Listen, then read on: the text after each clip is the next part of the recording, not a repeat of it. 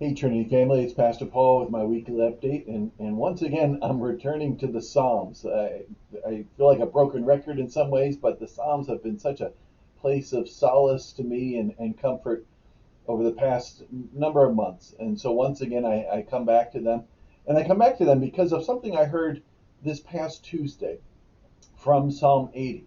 This past Tuesday, Julianne and I had the privilege of being a part of a New England District Conference for the Evangelical Free Church.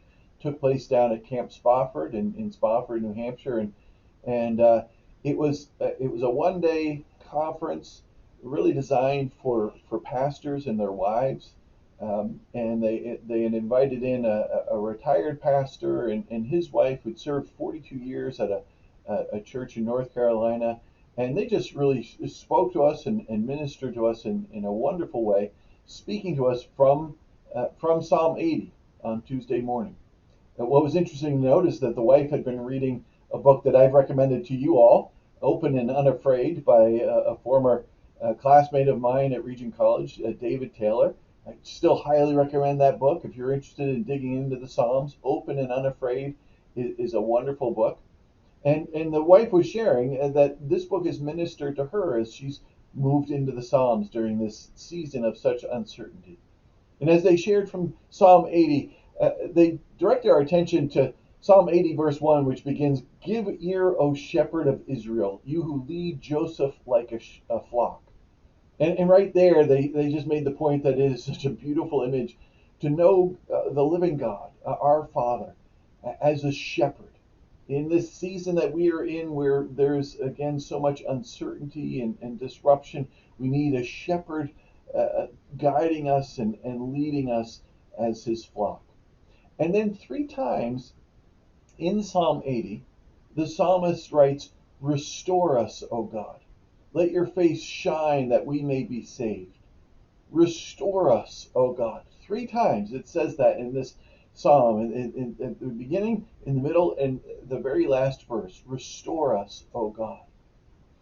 And Jimmy Callum, the pastor, made the point that when we hear the word restore, we think of going back. We want to go back to the way things were. Restore us, O Lord, to what life was like pre-COVID. Restore us to worshiping together as a whole body of Trinity Church. Restore us to the simpler days that maybe we knew in the past. Restore us, O God. But oftentimes, if we look at Scripture, God's restoration is not a time of going back. It's a time of moving forward into the new thing that he has in store for us. Adam and Eve couldn't be restored to the garden. The people of Israel, when they were released from captivity in Egypt, they wanted to be restored back to Egypt, but God wouldn't allow that.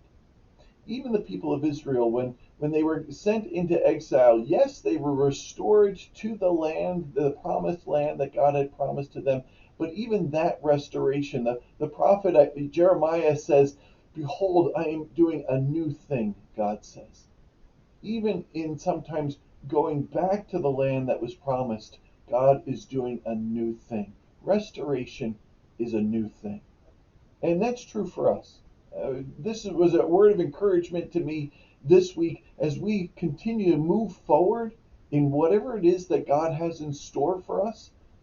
He is moving us forward and restoring us, first and foremost, to himself, that we would see his face, that we might be saved.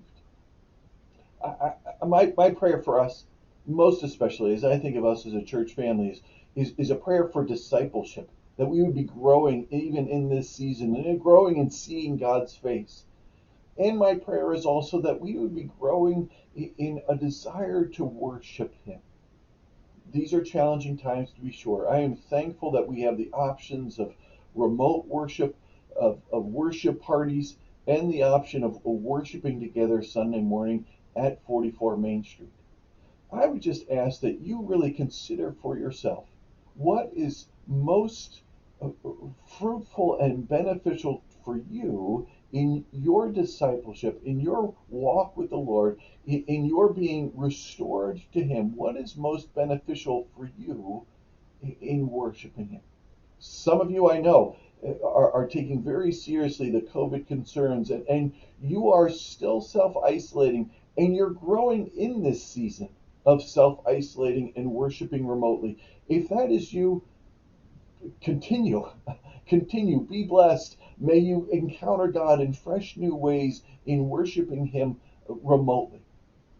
Others of us, as we seek to return to work, our kids are returning to school, we're returning to shopping and eating in restaurants, I would encourage you to return to worship as well at 44 Main. If you're going about your days with the proper precautions of masking and social distancing, but you are going into restaurants, going shopping, your kids are going to school, you're taking them to sporting events, if your life is returning to some semblance of normalcy, return to worship. I would just encourage you to return to worship. We are taking all the necessary precautions. We are social distancing. We're masking. We're using hand sanitizer. Use this as an opportunity to be restored to this new thing that God is doing in our midst. If you are going about your days, return to worship with us.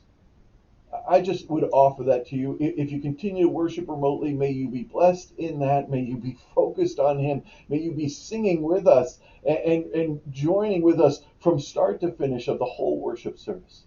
Even if you are remote, we want to offer that option. But if you are feeling stirred to return to worship at 44 Main, I would love to see you there.